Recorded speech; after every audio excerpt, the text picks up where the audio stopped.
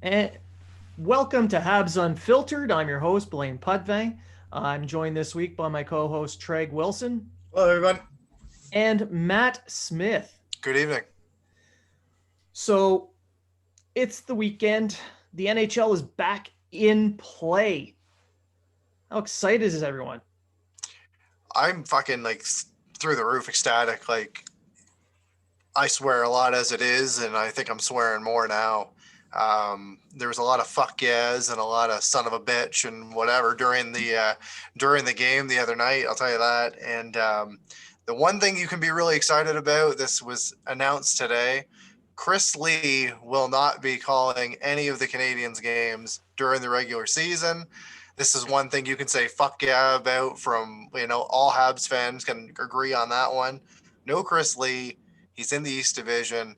He's, Washington and Buffalo's problem now.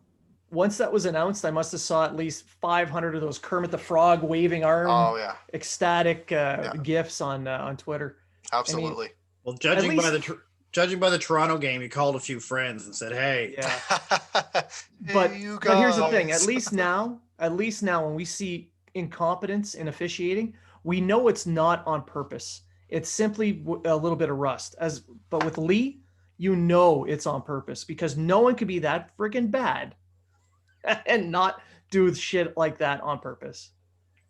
Like the start of the season, you're gonna have missed calls. Yeah. There's gonna be some missed calls that happen. They didn't get a preseason either. The referees are still working their rust out. They didn't get a chance to ref Toronto practices and scrimmages. So, well, they didn't get a chance to do anybody's, right? So they're shaking the rust off as well, trying to get into the rhythm. Which honestly, with officials, it's a real issue. They should have a little bit more help with that. But this year, couldn't do it. So at least with them, with the game against between Montreal and Toronto, it was just the officials having a little bit of rust. They missed things on both sides. There's fine referees on both sides, but they just missed stuff and got in the way. Yeah, that led to the tying goal. Yeah, I think he got an official assist. We'll get to that. I think he got an official assist on that one. Yeah, oh, absolutely. I tweeted that on Twitter. The ref literally got an assist on that goal. Yeah. It is what it is. So this week we're going to cover the Habs first game. We're going to talk about the Montreal-Toronto game. We're going to talk about as we record is Friday night. The show is going to come out Saturday morning. So we're going to preview the Edmonton Montreal game that'll be coming out starting on Saturday night, and then the next one I believe is Monday. Yeah. So the series is Vancouver. Then they move to Vancouver, but it's a 2-game set against Edmonton. So we'll cover that. We'll cover that series, and then we'll have some other stuff at the end. So why don't we just dive right in and talk about the season opener? How big of a failure was that? I mean, holy crap! You lose, blow up the team, fire the coach, fire everybody. Too much? Yeah, no. It's perfect. It's the perfect reaction. That is Twitter. That was the reaction. Twitter in a nutshell. Clearly, spending to the cap does not work. No, it's fire Bergevin. You should keep that money just in case something happens. I thought Montreal had a great game. I thought they had bad puck luck.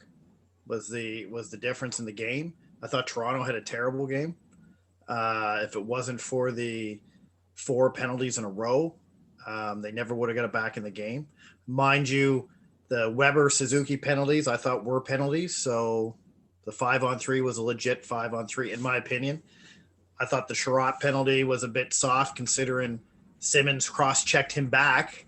And that was actually against Kulak. I'm pretty sure. I think they called it on Kulak initially. No, Sherratt had an extra 2 minutes for cross-checking, and then he got into a fight with Simmons, and they scored on the power play. Yeah, I'll have to look that up. Yeah, and but when he cross-checked him, Simmons cross-checked him twice back with the referee standing right there. Then they fought, and the referee's like, "Yeah, only he's getting the penalty." I thought that was kind of, Well, why don't we start breaking the game down this way? Why don't we talk about the 5-on-5 play? We'll get to the special teams and 5-on-5, Montreal dominated 5-on-5 in that game. Anderson's second goal, he literally made Tavares look like a pylon, and a slow pylon at that. Like, we're talking Dion Phaneuf type pylon. And, Oh yeah. He blew by him for the second goal. 5-on before the penalty started happening, I believe Montreal was out shooting them 17-9 or something like that. Yeah. And they were just dominating the game at 5-on-5. That first half of the game, they were up 3-1. The Canadians were controlling the play. They were taking the game to Toronto. They were providing that hard forecheck and using their speed. They worked on keeping the pace of the game up, and that kind of kept Toronto flat-footed. So that it was working. It was working for the Canadians up to that point. But like you mentioned a little bit earlier, Treg, the team discipline, that's what killed them.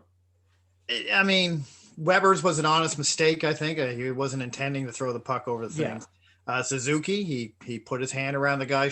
He did the reach around. That's an automatic penalty, whether you're doing anything or not. The one that bothered me was the Anderson penalty. That was soft. That was right. You just kind of, you get a big guy leaning on a guy. I think it was against VC. Yes. VC's not a small guy. He went down real easy, and yeah. And that led to a string of penalties in a row, which tired out the PK. And then by the time they get to a 5-on-5, you pretty much got Edmonton's stick breaks, so he has no stick. And before you know it, it's a 3-3 tie. They scored 2 goals in 80 seconds, so it's a 3-3 tie. I mentioned it on Wednesday night after the game. The difference in that game was specialty teams. Mm-hmm. So Montreal's power play did well. Mm-hmm. They got a couple of goals. Toronto's power play killed it because they always do. They got a couple of goals. So it kind of matches off, right? But that 5-on-3, it was almost a guaranteed goal. If they could have stayed out of a 5-on-3 situation, they might have had a chance. If they hadn't gotten the string of penalties, it might have had a chance. And the 3-on-3 overtime, which is a total gimmick, but it's one you have to deal with. You got a game plan for. Toronto has the better setup for that because they weren't playing to tie; they were playing to win. Whereas Julian, he was playing conservative hockey in a 3-on-3 setup. You can't do that. He was, but the guys who had the best chances to score were conservative guys like Deneau and guys like that. And my personal opinion, Deneau and a guy like Deneau should not see the ice in 3-on-3 hockey. I don't mind him in 3-on-3 hockey, but he had been so overused. When he had that breakaway, you can tell he had nothing left. His brain shut off. He was so tired because he had been playing so many minutes already. He played the most minutes of any forward. So when you have guys like Suzuki, Kotkaniemi, Anderson, Gallagher, Toffoli, Byron, all these fast skating, good moving, Tatar, you don't need to know out there in overtime. I'm like you, Blaine. I don't care that he was out there. It doesn't bother me. Yeah. But you're not playing. You already got the point. If you lose, you lose. Now you're playing to win. And I find when you put guys out like Weber and Deneau and Byron out on a line together, you're not playing to win. You're just playing to keep them from scoring. I find that what they do with Deneau is they'll match him up against the top guys, like what they normally do during the game. And it's more of a, let's get possession. Let's try to wear down this line. Let's get some possession and cycle somebody out and maybe trap these guys in their zone.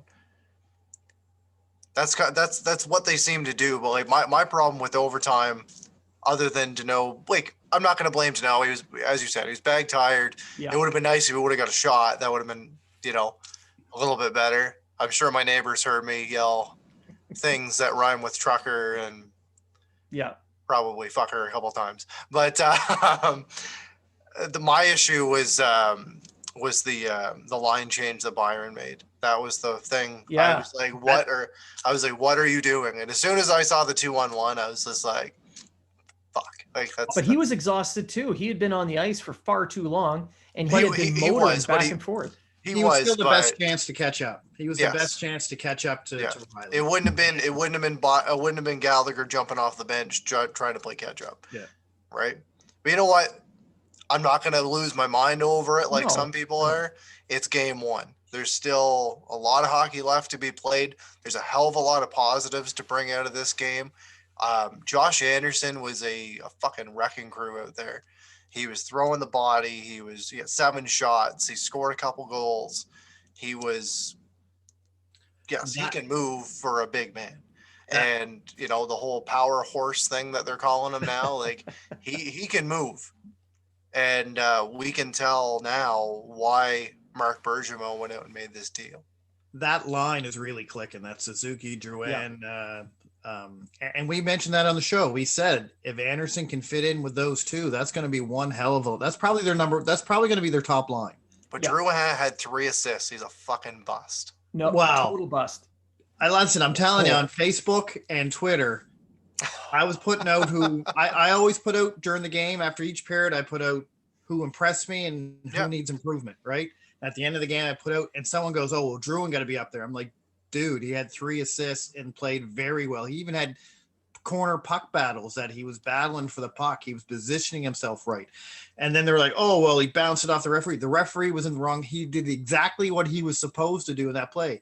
He had 2 leafs on him, right? He couldn't go forward. He couldn't throw the puck into the center of the ice. What do? You put it in behind the net, hopefully to get it over to the other side. In that position, he was up against the half wall on his off wing, and he had two forecheckers on him, which were on the defensive side of the puck. So the smart play is to go put a high pass off the boards around the back of the net for the weak side D to pick up, because he's probably going to be the open one, because he's just on the back side of the net trying to cover off the guy in the high slot. And the So D he guy goes was back. there.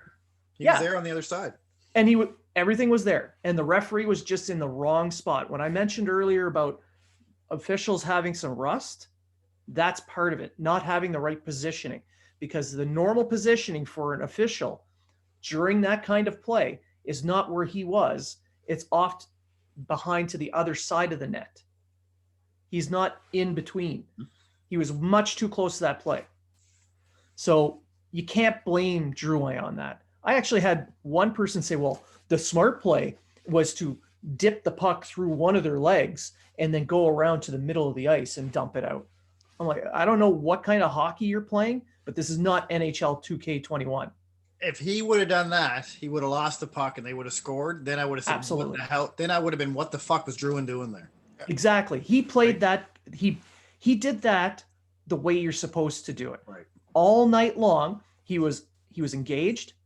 He was in pretty much the right defensive posture. There was a couple of times he was a little bit off, but I mean, come on.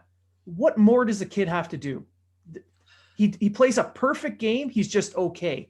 He has one fluke play happen. It's get rid of him. Well, here's the issue. Come on. It's because when Drouin came over, and you can probably blame Bergevin for a little bit of this hype, he was hyped to be their number 1 center that was going to give him 70 to 80 points. Yeah. And he can give you 70, 80 points. He can. He was on pace for that last year before he got injured. 70. He's on pace for 168 points right now. But last year he was on pace for 72 points if he didn't get injured. Yeah. Right? That's before his injury, not after he came back and early and played like shit. But he got 7 points in 10 games in the playoffs. Then he got 7 points in 10 games in the playoffs, led the team in scoring with tie with Suzuki. Comes back. He's the last 2 seasons in the offseason has been working hard to work on his two-way game and work on a complete game. And people are still shitting on him because they expect him to get 2 to 3 points a game, every game. And but he be did. This French but he did. And they're still shitting on him. And he got 3 points and he's still getting shit on. I still seen on Facebook today about the Dubois trade Drouin because he's a bum. Yeah. Dude, he's leading the team in scoring. He's led the team in scoring in playoffs and was leading the team in scoring before he got hurt. What more does he got to do? Look, the thing with Drouin, he is not the centerpiece star player. And that's the knock on him because they expected that. He is not that. But on a line with Suzuki, who is looking, they're calling him Bergeron 2.0. And Anderson, the power horse, you put him on that line. He doesn't need to be. He doesn't need to be. No. All he needs to do is make sure that he is playing kind of okay defensively, and he sets these two guys up for success offensively. He's doing it. It's just got to be in the so, right spot. So right far, time. he's done it. The pass that he made to Anderson for his first goal was phenomenal. It was a one-touch, tape-to-tape pass after a one-touch pass from Petrie, which was a slap pass. It was a set play. He went down low. Petrie gave him a slap pass from the blue line down low to the bottom of the face-off circle. One tap up to the top of the face-off circle, right on Anderson's tape. That takes skill. And Anderson put it off the post and in. Yeah. He was sitting in the USA team Cole Caulfield spot. Yeah. And problem is he's twice Cole Caulfield's size, so he can handle that spot. But yeah, that line is 100% right now their top line. The Danault line is still their top matchup line, but they had a tough time against Matthews and his speed. So I'm going to assume they're going to have some problems again with McDavid, because McDavid, let's be honest, best skater in the NHL. Yes. He defies physics. Best skater in the NHL, but at the same time, he gets the. I don't want to throw it out there. I don't want to sound like an asshole for saying this, but he gets the superstar treatment. A lot of guys don't engage him. Yeah. They allow him to do this. They allow him to skate. Like, you see the goal that he scored last night. Yeah, it was a hell of a goal. Look at the space he had. But look at the space he had, because nobody engaged him. Nobody went towards him. He had a stick go out against him. But is that superstar treatment, or is that because no one could keep up with him? The guys were there with him. They just everyone flanked back to try and keep up. They're over respecting his speed. We'll get to that in the next segment. We'll talk about the Oilers, but absolutely. Romanov, what do you think? Romanov played like he was a 5-year veteran. Played like he was a 5-year. I mean, I watched him play and I was just like, sploosh. Yeah. Because the way he played that blue line when Mitch Marner was on him was like he just danced on the blue line. Like a couple times I thought, I think that was offside. Nope. He was just boop, doop. Full confidence that he could do what he needed to do. A couple mistakes here or there, which you're going to get with any veteran or rookie. But you know what? Know who it reminded me of? Andrei Markov. He reminds me of Andrei Markov. Julian had the best. He gave a quote about the play you just mentioned. He said that, yes, Romanov has the confidence to make a play like that, but he has the inexperience to try and make a play like that. But it worked for him. He did it. It worked. There really worked out that time. There really wasn't anything that was glaring, though, that said, maybe this guy needs to sit down a little bit. Yeah.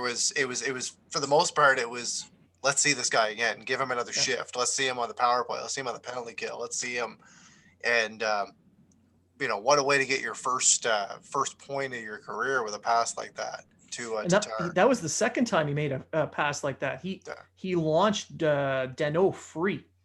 And it's tape-to-tape passes. It's not it's not their feet. It's not the whatever. It's right on their stick and off they go. But this was supposed to be a defensive guy, right? We weren't supposed to see any offensive flair. We were supposed to see a stay-at-home, Emlyn-like, more mobile defender. I've always said he's Emlyn with more offense. Right. Well, he did do quite a few plays where it was off the glass and out. He made a lot of safe plays, but when he had a little bit of time and space, he was making those more impressive offensive style plays. So as the confidence grows, we're going to see a little bit more of that. I think so too. He did make one glaring error. He gave up the puck at his own blue line and gave up an on-man rush. But he had motored back. He was back in position, even though there was kind of a broken play when the puck went through Price's legs when he was out of position, back to Simmons, and Simmons missed his chance. But Romanov was there. He had gotten back into position. things like that he's going to work on. He didn't make that mistake again. He was in the same situation in the third period, and instead of trying to walk the line and then make a pass the opposite way, he just dumped it in. Just made the safer play. So and that's no. yeah, it's so things like that are what's going to keep him playing, because Julian's going to trust that he sees his mistakes and corrects them immediately. And that's where his IQ comes in. Yeah. He's very smart. Like he's very and the time in the KHL has helped him because he's played with we'll say veteran hockey players, just like played with and people underestimate. I think they underestimated Romanov coming over. Like everyone was saying how good he was. Even we questioned, hey, Bergeron, Julian, pump the brakes here, pump the brakes. But they've been in the game long enough. They know enough that, and he showed in the first game. Mind you, it's only one game. It's only one game. Same with Anderson. It's only one game. But there's nothing in his game that would show that he's going to go downhill from here. He's going to make mistakes. He's going to have bad games. But so does Shea Weber. So does Jeff Petrie. So does everybody else. So Weber launched that puck over the glass to make a 5-on-3. That's a mistake. Which led to the tying goal. Yes. Petrie, how often do we see Petrie make a magnificent play, then come right back, and he's Ray Bourque one shift and Phil Bourque the next. So, He's a Charlie Lindgren of defensemen. Just happens to be on the ice when people score. The taxi squad winner, Charlie Lindgren. I meant like he makes a wonderful, wonderful play, and then he's I don't remember Charlie Lindgren ever doing that. Lindgren will make one big save, and then make one save that he, and then he just completely fucking miss it. I think Lindgren sprawls out as he can, and the puck hits him, and he's like, "Oh, what a save!" And then he has no idea where the puck goes after he saved it. So sorry, but so before we move on, who impressed you the most, and who do you think needs improvement after the first game? Who are you asking? Go with you first. Romanov. Romanov impressed me the most, only because I was kind of already expecting Anderson to have not a big game, but expect him to play well. And I wasn't sure. I've seen minimal Romanov games. I think I only seen 3 KHL games plus the World Juniors. So he impressed me most. Who didn't impress me? Edmondson didn't really impress me. I think he had a rough game. And Jake Evans didn't impress me at all. Okay. Blaine? Well, I'll go with who didn't impress me first. I'm going to have to agree with those two choices that Treg made. They really had a difficult time. I think it's more of an adjustment period in Edmonton's case. And with Evans, some nerves came into play, his first real game there and all that, blah, blah, blah. And he's up against the Leafs, and he's having a hard time keeping up with that speed. So I think that had something to do with it. But I'm going to go a little bit off the board, and I'm going to say Danault, because I expected more out of him. So the bar is set a lot higher for him, in my view. And he missed a lot of scoring opportunities. He really did. He had chances in the first, second, and in overtime. So if he pots any one of them, they win the game. But he kind of fumbled for different reasons in each case. But it's his defensive play against Matthews. He had a really, really hard time matching up on Matthews, mostly, I think, with the speed. And I think that has, again, something to do with an adjustment period. They didn't have any preseason games. So I think that has a lot to do with how he wasn't quite up to speed. I think once we're at about 4 games into the season, we're going to see Danault at the exact level that we saw him last year, and probably a little bit better. Who impressed me, though, it's a tough one. There were so many little things that a lot of the players had done. I mean, we've been pumping Anderson's tires. We pumped Romanov's tires. I think I'm going to go off the board again on this, and I mean, we talked about Suzuki, so I'm going to say Toffoli, because he didn't make any mistakes. He was in position. He generated chances. Him and Kotkaniemi have built a little bit of a chemistry, and they're catching each other in the offensive zone now. There's a couple of times where Toffoli got in on the forecheck and was able to just do a quick out to the high slot where Kotkaniemi was. It created an actual shot on net at one point. Kotkaniemi got a shot on. Another time it was just a deflected pass, but they're starting to catch each other on the ice. So that third line with Toffoli and Kotkaniemi, I think, is going to turn into something really good. But Armia looked like garbage on that line. Yes, I was just going to say Armia didn't impress me at all on that line. No, I think he dragged the line down, actually. He did. And I don't know if it's that he doesn't fit with that line anymore, or if, again, just the first game kind of thing, right? He's just shaking it out. So he's not going to change.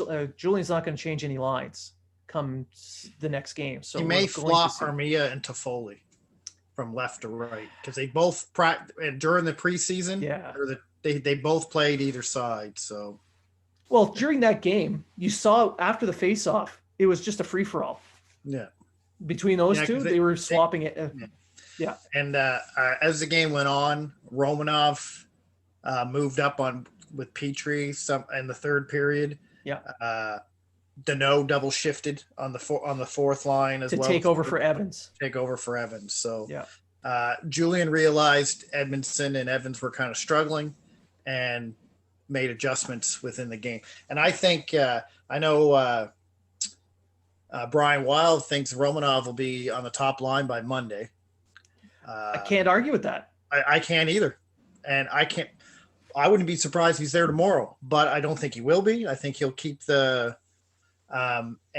you may see him up with Petrie at least with Petrie, I think, by Monday. See, I think what's going to end up happening with Romanov is he's going to be bouncing around between pairings. He's going to eat up a ton of minutes, but it's going to be on all three pairings. Yeah. So what about you, Matt?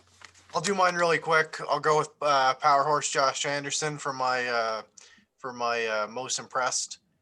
7 shots, 3 hits, 2 goals. He came to play.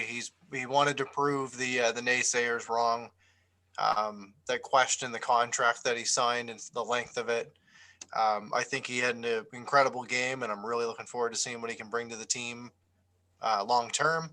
And then for my needs improvement, I'll pick one player, but I'm going to kind of put 2 players in the same thing. Jake Evans for me as well.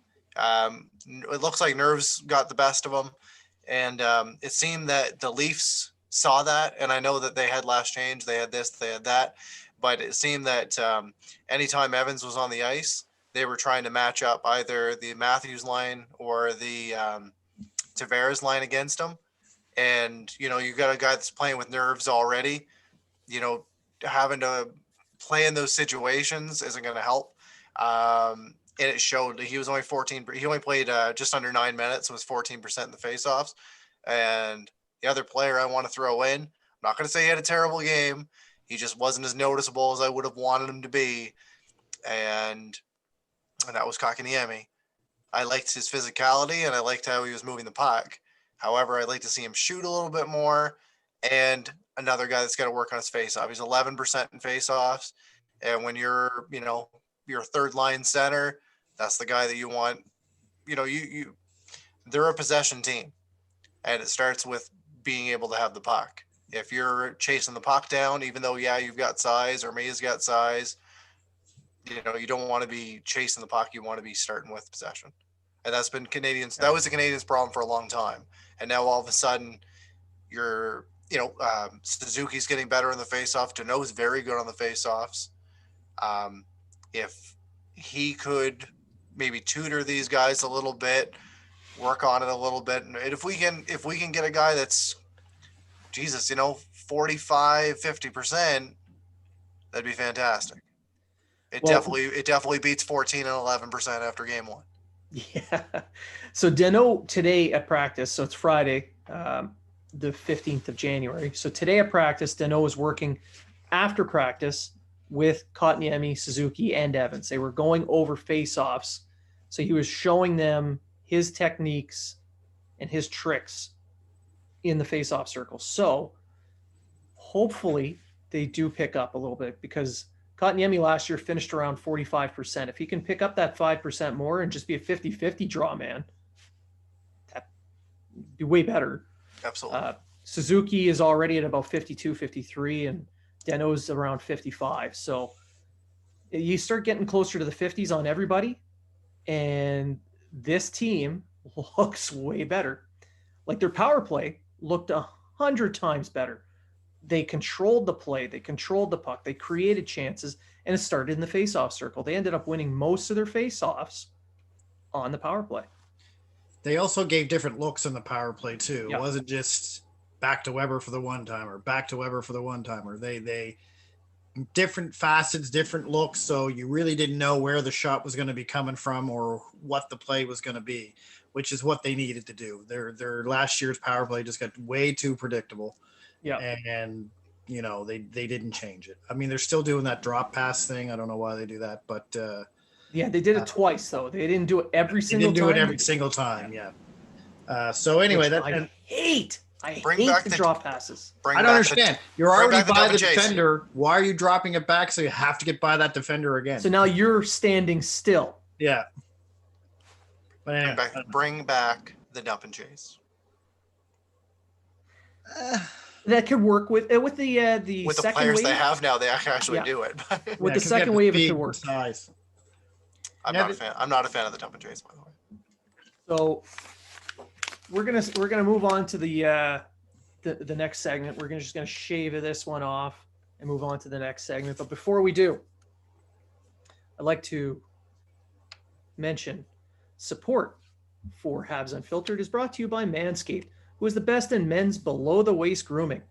Big news. Manscaped just released their new cologne scent to help you feel good and smell good all over and at all times. Who knew smelling this good can feel this good too? Everyone knows Manscaped has a perfect package 3.0 for all your below-the-waist grooming needs, but they didn't stop there. Oh no. Complete your grooming game with the new refined cologne signature scent by Manscaped, who, by the way, are now partnered with the Montreal Canadiens. But we were here first. So vicariously, we are the podcast of Montreal Canadiens through Manscaped. Exactly. Okay. So with the signature scent that's in all Manscaped formulas, this cologne is a perfect complement to the collection. Light, approachable, and gentlemanly in all the right ways. Think of it as your wingman for the night to keep you fresh and ready for anything. Calming and inviting, this signature scent introduces a light citrus burst before settling onto the anchoring notes of vetiver and a woodsy masculine finish. And now you can use the new Manscaped refined cologne to complete your set and smell great anytime, anywhere. It's time to feel sexy. Get 20% off plus free shipping with the code unfiltered20 at manscaped.com. I'll repeat, that's 20% off with free shipping at manscaped.com using the code unfiltered20. Look good, smell good, feel good with Manscaped. Proud partner of Habs Unfiltered and the Montreal Canadiens. Does anyone know the score of the Toronto game right now? I think it's 4. I think it's 4-2 for Ottawa. Correct. Seriously? Pretty sure it's 4-2 for Ottawa. Yeah. No. End of the second. How many cross checks in front of the net did Ottawa give to make that lead happen? Because, that's terrible. I Don't said do that. no one's going to defeat the Kachuk Norris line. Roundhouse kicks. How many goals does Galchenyuk have? Oh, he's not dressed. Not dressed. As many as Peter Sherback has. Before we move on to the next game for the Canadiens, I want to bring up the whole Matthews getting cross-checked and people bitching and moaning. If anyone hasn't seen this, TSN Hockey put out an actual article. Yes. Where Matthews' agent complained that he didn't like seeing his client getting cross-checked in front of the net, and they should really stop that. And Matthews was interviewed soon after and kind of agreed. But I suggest an alternative. This is a solution to that problem. We need to create a trapezoid in front of the net. We'll call it the safe space. And he can go into that area as a millennial because he has the pass. As a millennial, you could go in there. You can't go in there if you're not a millennial. So Weber's not allowed in. He's too old. So he can't go touch him. So once you're in the safe space, no one could touch you. So you're allowed to do what you're allowed to shoot and do whatever you want from in there. Generate a lot of offense doing that. And then you won't get all those clutching and grabbing and hooking and you won't get touched. No touching. Wait a minute. Didn't Matthews break his stick on Sherratt's chest? Well, that doesn't count. That was Matthews doing it on somebody else. Didn't he try to go knee to knee on Anderson? That doesn't count. That's him doing it to somebody else.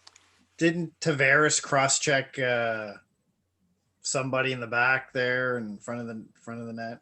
That doesn't count. That's a Leaf doing it to somebody else. Didn't Chara try to take Gallagher's head off and get no penalty for it? That was Gallagher. He probably Gallagher. deserved He deserved. Yeah. Gallagher got cross-checked and broke his jaw in the playoffs. If he was taller, it would have been a penalty. If he was taller, it was okay. It's not like Simmons was cross-checking Sherratt in front of the net.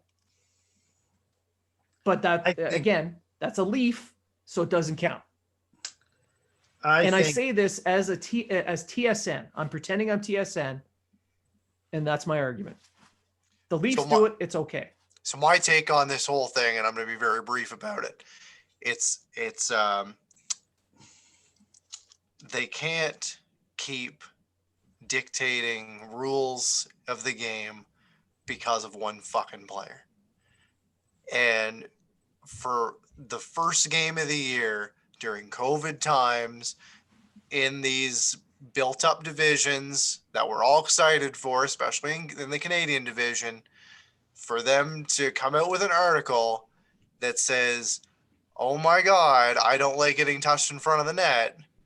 It's either you man up and you play the game, or you sit on the fucking bench, because the NHL is not going to come out and change the rules just because you bitched about it. Right? Yeah. So wipe the tears off your eyes, grip your fucking stick a little harder, and play the game. And if you don't like it, as I said, sit in the fucking press box and somebody else will have to take those minutes. But that whole give and take that Treg and I were doing as a tongue-in-cheek thing, that kind of points to the complete and utter bias shown in that article. 100%. Where was the anger in that article about cross-checking, about all the other cross-checking? You want to say call all the cross-checking, fine. Yeah. Take that position. It's a penalty. Call it. Yeah. But don't ignore. All the other ones across the league of all the other teams. Here's the problem with that. You are going to have 300 minutes and penalties every game. The game's going to be 3.5 hours long. Yeah. It's mostly going to be 3-on-3. Well, look at it this way. Look at the amount of stick infractions there are now since Crosby took off what the fuck's his name? Played for Ottawa. Pretty much took his hand off. Yeah. With a tap on the stick when he hit him in the hand, and his finger exploded. And got nothing for it, by the way, because Borjevsky, was it? No. It was. I don't. I'll look it up. But, continue. I'll look it up. The thing is you have and I'm gonna go a little bit on a different path here. Is you have superstars in the league, Crosby, McDavid, Matthews. Well, I'll say Matthews, just to name a few, who want to feel like, now McDavid hasn't said anything. Crosby, we all know, is a little bit of a whiner. It was Mark Mathot. There you go, Mark. Oh, okay. So they want to be treated different because they're superstars. And they feel like they shouldn't be touched, or they shouldn't be. It's like the old Gretzky days, right? Not saying Gretzky went out and whined about it, but, they called penalties on players that brushed by Gretzky. They got a penalty. Yeah, but it's not like that these days. It's not like that. The superstar rule should be, you don't take liberties. You don't hit them from behind. You're not throwing. But even Gretzky took some cross checks in front of the net. He did. But the point I'm making is you don't have that nowadays. Nowadays, yeah, you're a superstar. We don't care. If the cross check has nothing to do with the play, if you're pushing the guy out, you're hitting him hard, you're pushing him out, but you're not really, injuring the guy, or not hitting him in the head, or you're not really doing anything like that, the ref's not going to call it. They're not going to call a play dead. It's a hockey play. They're not going to call a play dead every time someone does. If it's obvious, or if it takes away a scoring chance, or if it takes away a play out of the zone or into the zone, they're going to call it. But I think people are blowing this way out of proportion. 100%. We know why they're doing it. It's TSN, and they are biased as shit. They're getting more biased every year, especially now that Toronto has a fairly good team.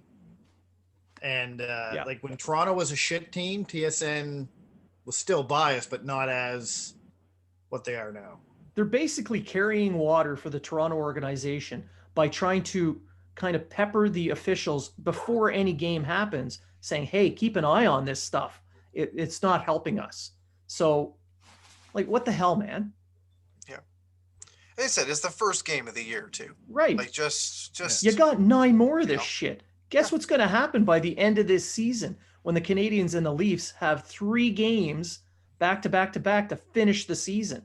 Toronto's going to be beat to shit, and they won't have half their players in the lineup. So they're going to keep getting beat to shit because Shea Weber's still going to be there beating the shit out of people. So is Sherratt, so is Edmondson, so is Romanov, Anderson.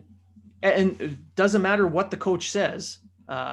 Weber's not coming out to be rested, because what did Bergevin say about that?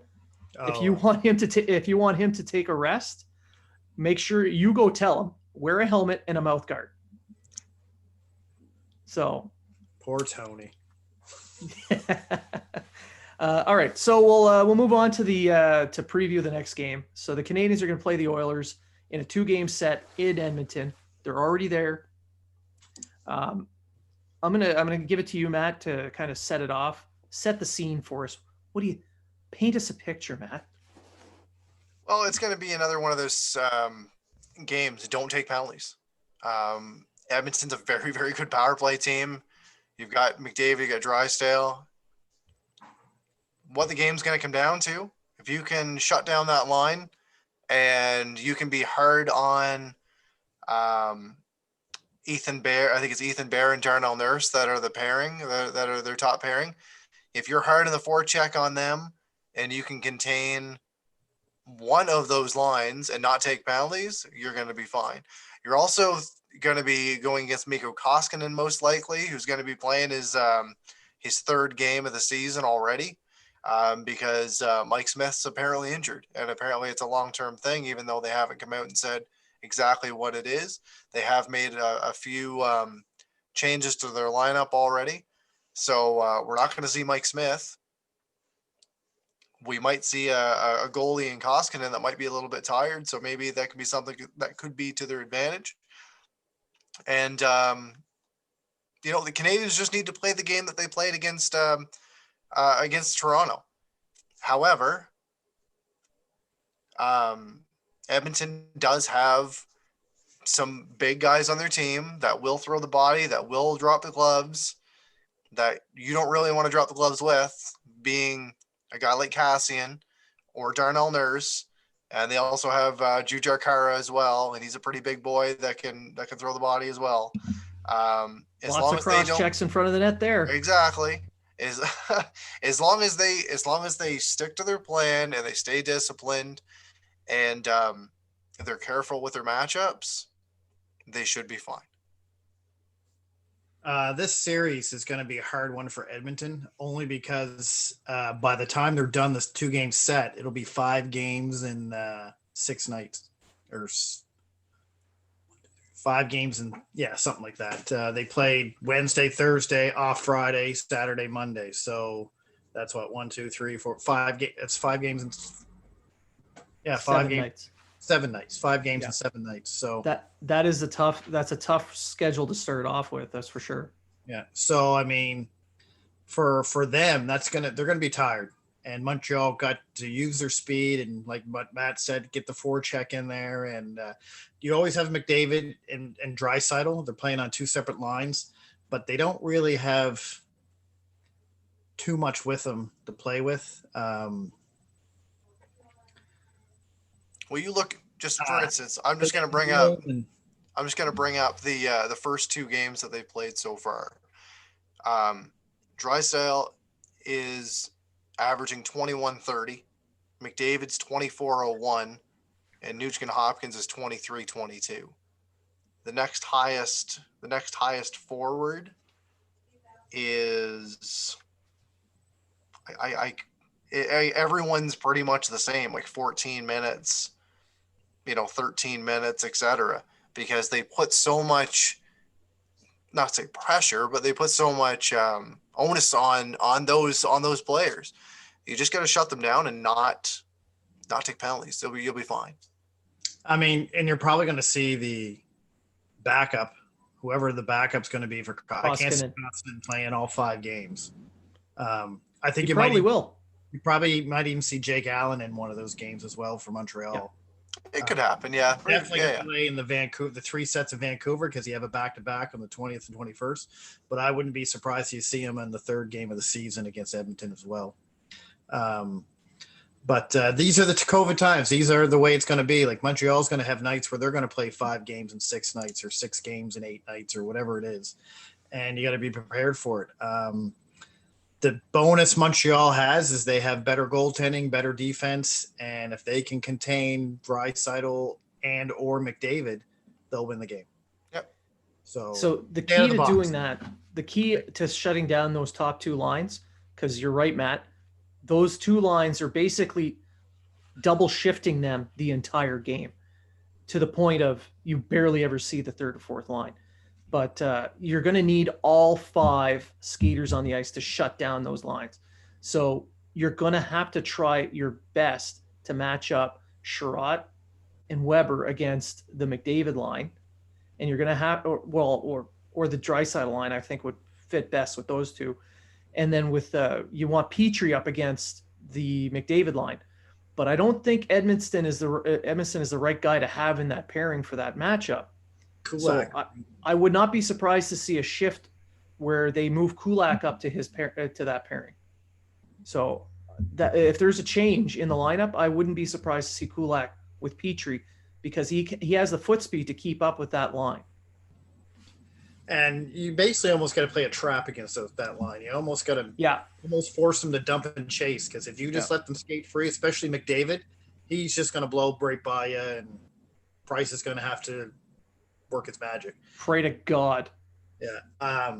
So they're basically going to have to, and it'll be hard for them. Hopefully, if Montreal can get a lead early, then they can play the trap. But Montreal's a terrible team when it comes with leads. They've been like that for years. They were like that in Toronto. But that had to do with giving up power plays. They gave up power plays to probably one of the the 4th best power play in the NHL last year. So they got to avoid that because I think Edmonton was the 1st. I think so. Yeah. Edmonton's power play was spot on in the 2nd game against the Canucks. And they went out and got 4th forward Tyson Barrie. So yeah. But, and oddly, he's fitting in there. And he would fit in there. Like it's the type of system he can fit into. It's a purely offensive system. But if they keep this game at 5-on-5, Edmonton is not a good 5-on-5 team.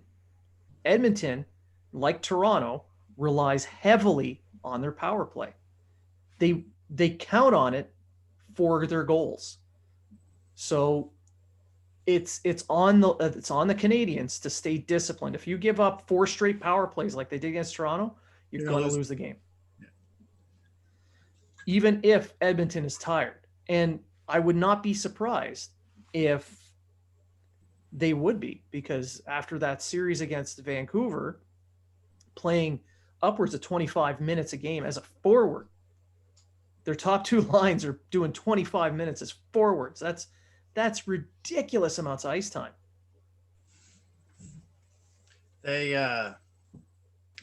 Montreal's.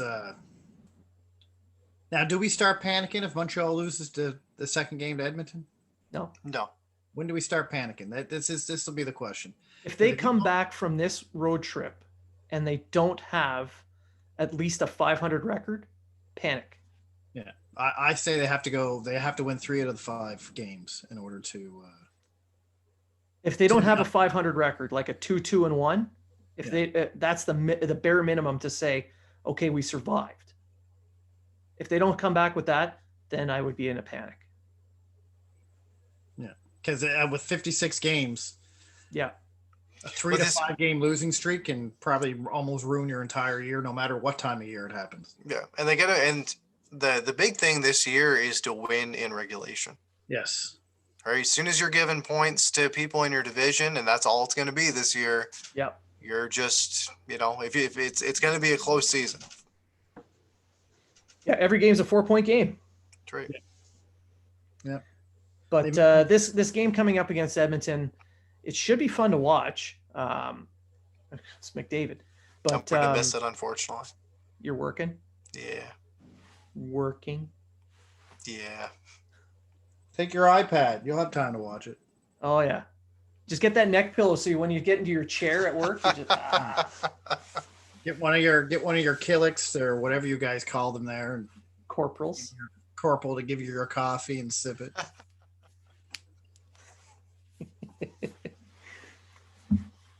Yeah. So all right.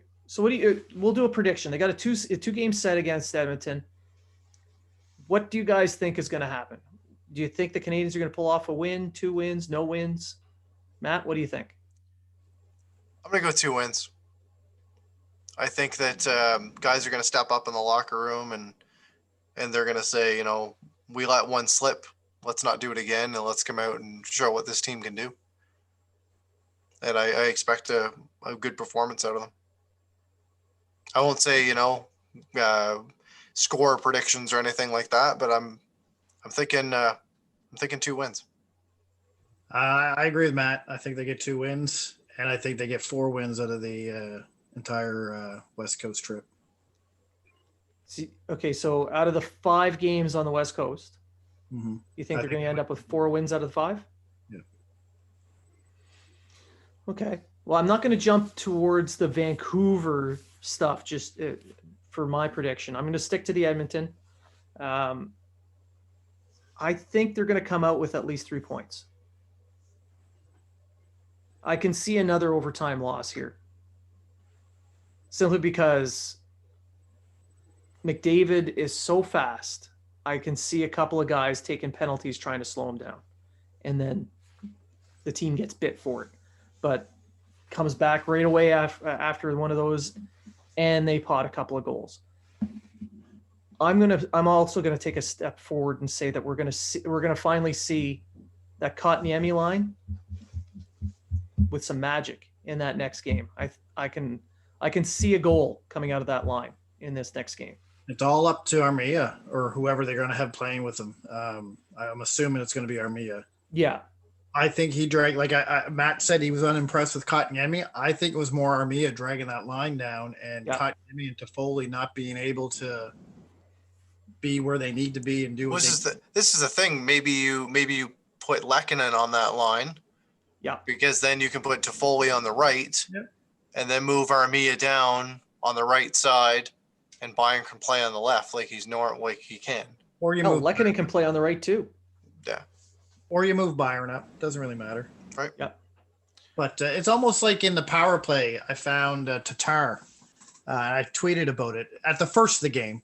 I found Tatar killed the power play a couple times because they got a pass over to him and he either just didn't get it clean, didn't take it clean, or he just missed the shot, or he did whatever. He got better as the game went on. But I found that was with Armia. He just wasn't at the same step as Toffoli and Kotkaniemi was. And you found a lot of the times the two of them went into the zone pretty much on their own. And they're like, well, he's covered, I'm covered. And then they're like, I don't know what to do. I'm just going to dump it or shoot it. And the play kind of, they had a couple good plays. You mentioned the one with Toffoli with the shot, and Kotkaniemi had a shot there and a good pass from Toffoli. And, but I found Armia dragged that line down. Like, I think there was some chemistry between Toffoli and Kotkaniemi, and Armia kind of threw a wrench in kind of the whole plans there. But it's one game. So, you know, we all know what Armia is capable of. So it's one game.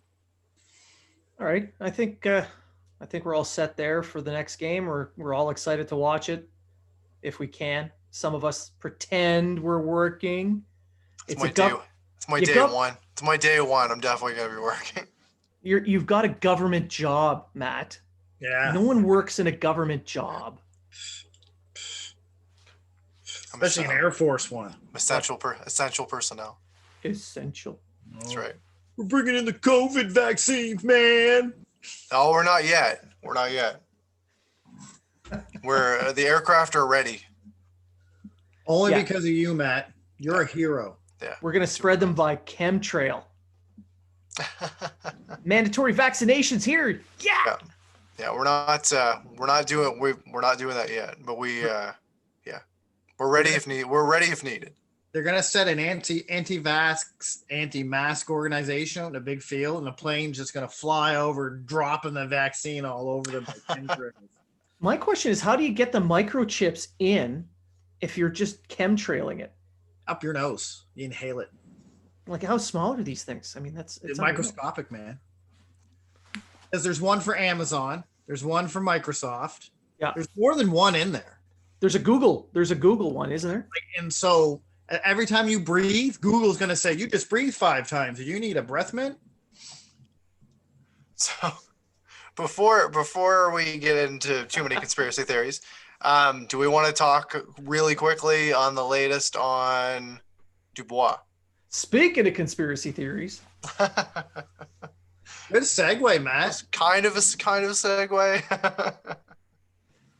Yeah, let's do it. Let's talk about Dubois and how some blogger wrote an article about this. Hey, leave Eric Engels alone. Before we get into this, for all our listeners, you guys know that I usually put up a poll every now and then. Sure do. On our OnlyFans page. You're the poll guy. So the latest one read like this: if the Montreal Canadiens are indeed interested in Pierre-Luc Dubois, would you be willing to trade Jesperi Kotkaniemi? And after 1,122 votes, 52% said no, which to me, that was very close. I did not expect the vote to be that close. I think they were looking at the alternative of Suzuki.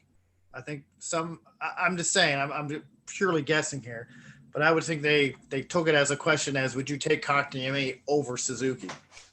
Even though that's not the question you asked. Maybe. I personally wouldn't have an issue with it. I don't think they need to trade for Dubois. I don't think they need to give up Suzuki or Kotkaniemi. Whatever his name is. I used to say it right. Hey, I haven't messed up a name in a long time, okay? No, it's only been like 5 minutes. Okay, so I had the second game of the year. It's all. But I don't think I'd be too upset if they traded him for Dubois, depending on what else went with him. I personally don't think Dubois is worth as much as everyone's saying he's worth either. Personally, I don't. Some of these trades that are coming through on Twitter, like Kotkaniemi, Drouin, and Norlinder, and it's plus for Dubois. And like, I like Dubois. I would welcome him on the team if the deal was right. But you can't over-evaluate the player at the same time. Look at his stats. He's not much better than Suzuki. So that's why I think the Suzuki for him is kind of a silly trade. Yeah, I don't think Suzuki's going to go anywhere. Because Suzuki has a better face-off percentage. Suzuki has a better Corsi. Suzuki's better 5-on-5. They're both great 200-foot centers. And Suzuki's 2 years younger. So he's almost matching what Dubois is doing now, 2 years younger. And to me, everyone's saying Suzuki plus, and I'm like, why would if you're going to make that trade, it's 1-for-1. All you really did was just swap a bigger guy for a smaller guy to do the exact same role. Yep. Suzuki, I think, has more offensive. He's more has an offensive future. Like I think he's going to be a better offensive player, but yeah, and I think it's just a silly. I can understand why Columbus is asking for Suzuki because they're losing a young 22-year-old 1C center. They want a 1C center back, but I can't see Bergevin pulling the trigger if that's what the ask is. I don't think Kotkaniemi would be a good trade depending on what's in with it. Like Montreal has to give up salary. I mean, Blaine, I'll let you in a second, let you get into how that can be fixed. They'd have to give up salary. And if I'm looking at it in Montreal's eyes, like I know everyone wants them to trade all their garbage for Dubois, thinking if we trade Byron, Mete, and Drouin, we can get Dubois. No, you're not. And I don't know why everyone wants to trade Drouin, but we already talked about that. Yeah. So I'll just jump in. I'll just jump in like super quick before I pass it on to Blaine, and I know he's going to probably touch on this anyway. But trading within the division is going to be really difficult. Or not trading within division. Trading outside your division is going to be very, very, very difficult this year. With the protocols and crossing the border and all that kind of shit. And the deal has to be like, we can't not make this fucking deal for them to make a deal. Because as soon as they make it, with the very condensed schedule that we're seeing, both teams are going to now be without said players until those quarantine parameters are met, negative tests, etc. Then you're putting the guy in the lineup, practices, etc., and building that chemistry, as opposed to pre-COVID times where it's like, and you're in the lineup. So Blaine? Yeah, so I'm with you guys on not trading Suzuki for Dubois. Suzuki right now is about as productive, and his potential production in the next couple of years is probably going to be higher. So if he meets his potential, he'll probably be scoring a few more points than Dubois would. So why would you give up a more productive center?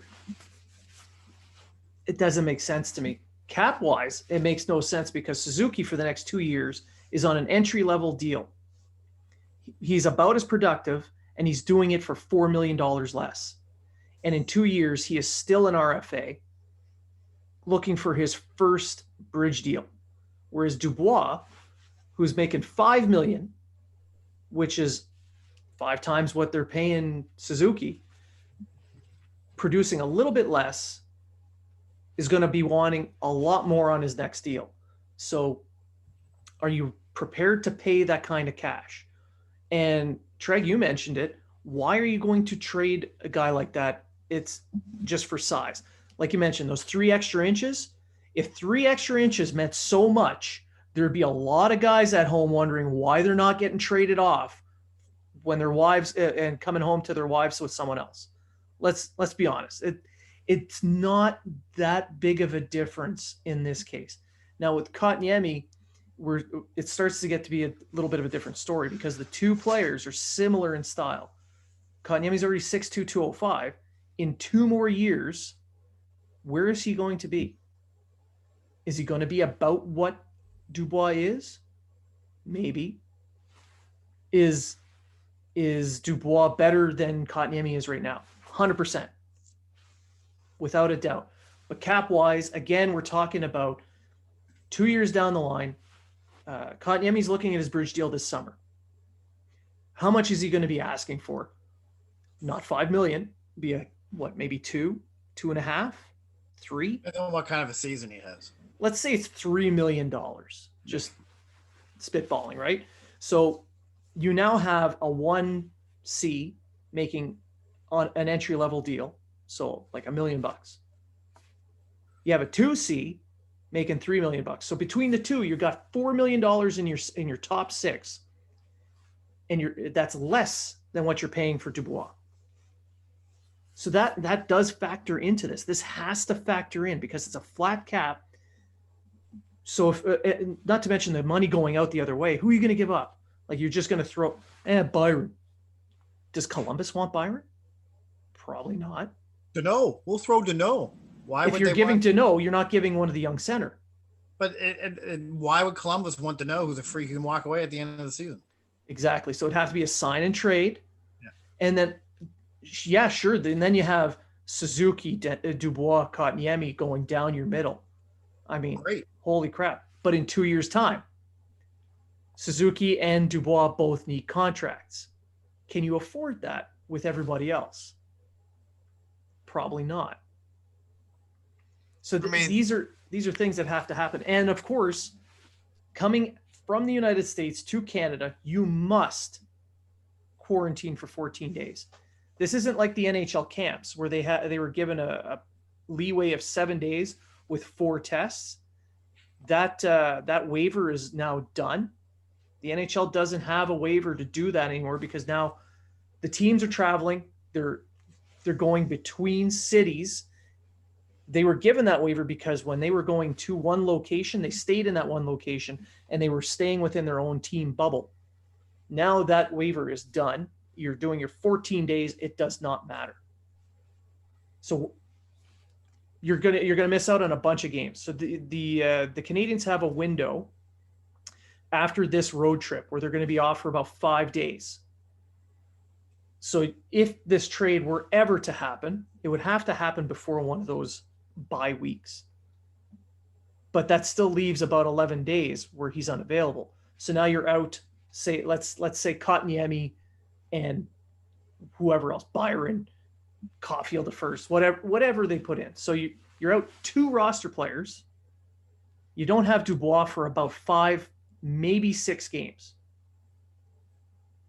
Can the Canadians make do for that long? You also have to think about too. Dubois is a $5 million cap hit. Yeah. Well, say you get rid of Suzuki and Byron, you're still going to have a hard. Oh no, I guess you could still bring in Perry to fix for Byron because of the Suzuki's gone. But actually, no, you can't. You still won't be able to bring a taxi squad guy in because you don't have any cap space. That's right. So Mete is going to have to play the wing, right? Until he, like, say the trade happened tomorrow, they'll miss the 3 games in Vancouver or Edmonton, all the games. They'll miss all 5 games on this road trip. So there's 7 nights there, right? And then you got the 5 nights off. Then they got 5 nights off. So now you're up to 11, 12. Yeah. Still got to wait 2 days before he gets there. So then you're missing another game. 2 games. Oh, are they back to back when they get back? Back to back when they get back. There's 7 games that he just missed. Yeah. And you didn't have Byron and Kotkaniemi.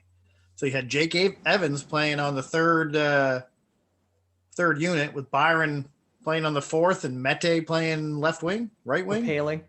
Paling. Oh yeah, I forgot Paling was there. You could have Paling playing the wing. Yeah. No, because you'd have to take him off the taxi squad. But after 7 days of leaving guys, blah blah blah, they pick up some. But that's the thing; they're so hard up against the cap. Columbus is going to have to eat some cap to make it work. Would you? You're trading away your top centerman, 22-year-old top center. Even though Tortorella is almost literally throwing him under the bus in every public comment, like it is bad. It is toxic at this point. He's pissed because he got a 22-year-old center that he developed for the last 3 years. That's to become their number 1 center, and now all of a sudden he's turning around and saying, "Well, I don't want to be here anymore." Yeah. And Tortorella's saying, "Well, Tortorella's basically saying, fuck you then. Go fuck yourself." Essentially. We put all this time and effort into you, and you're just going to turn around and do that? Go fuck yourself. I don't blame Torts. And that's another thing you got to consider. You're getting a 22-year-old who's already whining about where he's playing. So how high is his value at this point? Is his value top dollar now? He's demanding the trade. He wants out. And when he gets to Montreal, what is he? Oh, I don't like it here either. The poutine sucks here, but since the last time I've been here, I don't want to be here no more. The fans are mean to me. Yeah. Oh, I didn't score in 2 games. Now the fans are booing me. I don't want to be. So this is going to be something that's going to be a developing situation. This is going to be one of the stories that everyone's going to be following over the next little while. It's the same thing as Lion A and how he's playing, and he's looked very good so far. It's going to get to the point where if it continues to be in the news and it starts becoming a distraction for Columbus, that's when you're going to see movement. See, with Laine, it's a bit different because it's his usage that he's upset about. He wants to be on the top line with Scheifele. He feels he deserves to be on that top line. So he's like, well, I want that position. It's the I think I'll score more goals there. I'll have more fun there. That's his thing. Dubois just went to Columbus. Yeah. Dubois, he doesn't want to be in the city. I want a bigger stage. Yeah.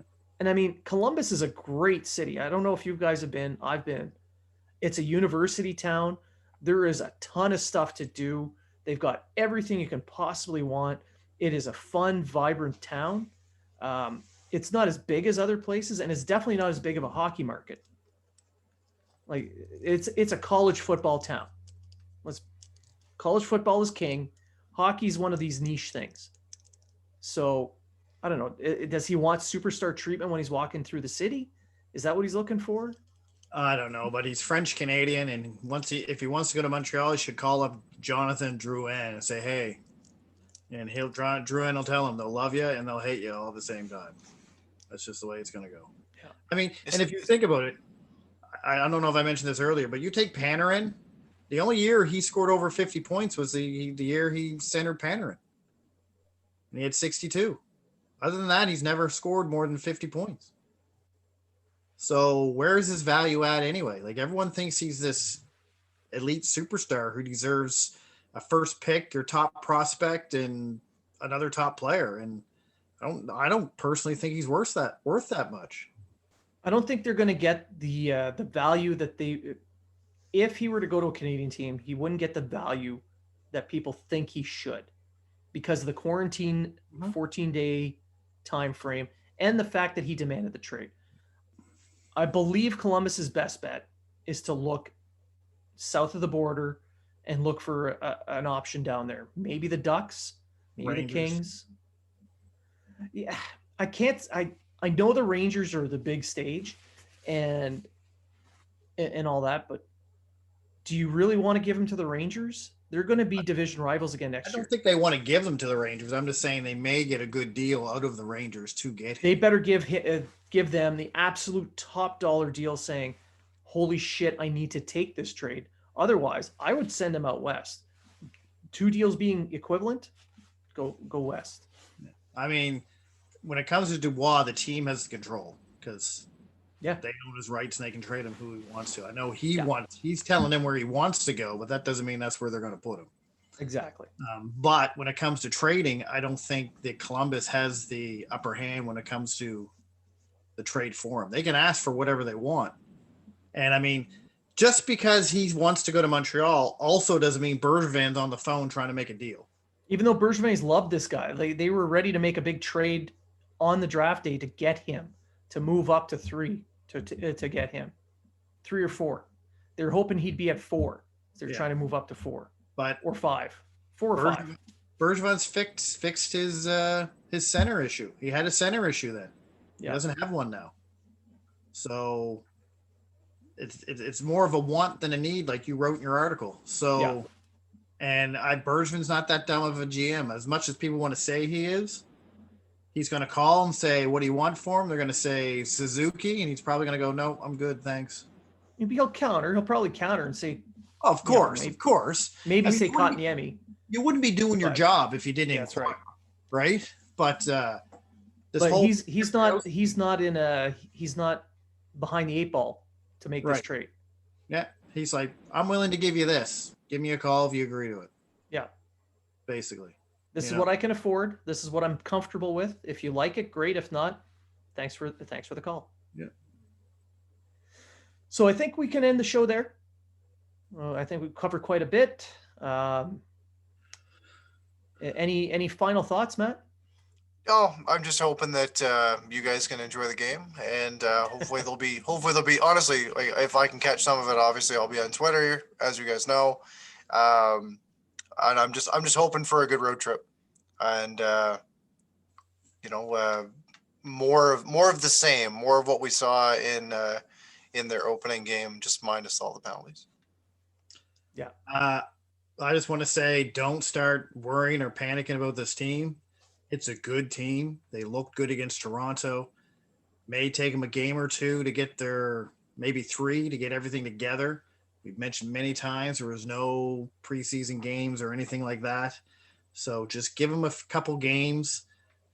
If they come back off this road trip and they're 0-4-1, well, then we should be looking at a coaching change and a few other things to going on before we move on. But I don't see that happening.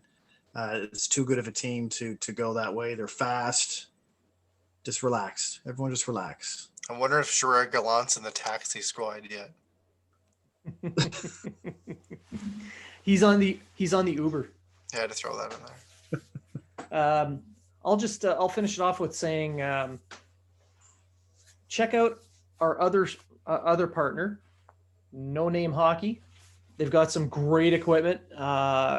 You can order up custom sticks. They're super affordable. When you compare them to pro stock sticks and custom sticks you can buy online or at the stores, you're paying about half the price. So check them out. They got some great gear, some good equipment. If you got a team that needs some equipment, they will hook you up. So check them out. And I'm going to finish it off with saying thanks for listening. We appreciate all the support you guys have been giving us. The YouTube channel just started and we're picking up subscribers. There's not a lot yet, but the more we put Matt on, the more followers we get. So just keep an eye out. We've got a lot of stuff coming out through this show on the YouTube. Our articles are going to be coming out. Treg and I over at the Hockey Writers. Matt, you might be coming up with something soon. And I'm going to be putting something out on recruits very soon. So just keep following, keep listening, keep chirping us. We appreciate all the interaction we have with our listeners and our friends. So thank you. And remember, if you were talking about it, so are we.